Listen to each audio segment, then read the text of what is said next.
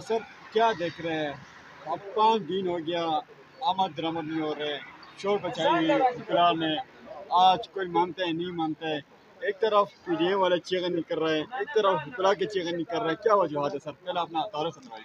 मेरा नाम मोहम्मद अदील बट है, पेशावर से मेरा ताल्लुक़ है, वकील हूँ मैं।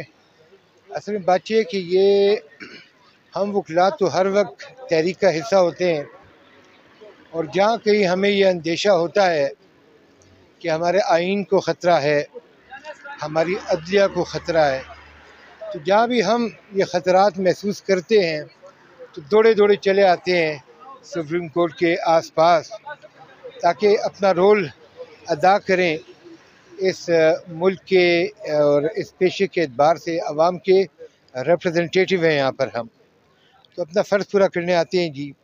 अदलिया बचाओ, अदलिया के वक़ार की अज़मत के लिए, और हमेशा आते रहेंगे जब तक काला कोट हमारे जिस्मों के ऊपर पड़ा होगा। हम आते रहेंगे, आएंगे, बार बार आएंगे।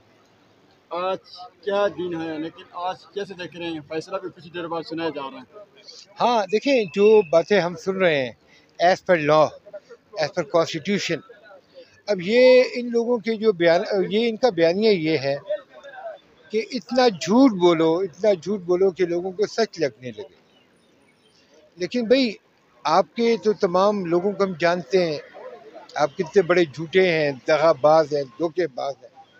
हर 2 मिनट बाद मीडिया आपकी एक नई चोरी हमें बताता है, एक नया आपका जो हुनर है वो हमें बताता है कि कितने स्किलफुल तरीके से ये लोग बयानियाँ बदलते हैं अपनी चोरी के माल को छुपाने के लिए।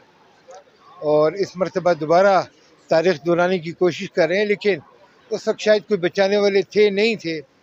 अब तो बाकायदा 2007 के बाद वकला जो हैं वो तो एक फोर्स बन गए हैं, और आपको पता है हमारे किरदार। सर कल के पीके में हाई कोर्ट में एक राय का दिया इलेक्शन के हवाले से, वो केस कैसे देख रहे हैं आप?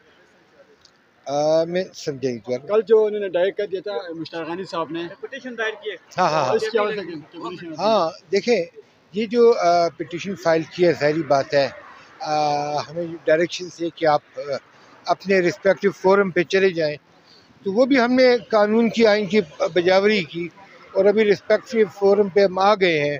वरना हमें अंदेशा तो ये था लास्ट टाइम कि पंजाब और केपी का यहाँ से डिसीजन हो जाएगा, लेकिन जो डायरेक्शन से उसके ऊपर मनोअन अमल करते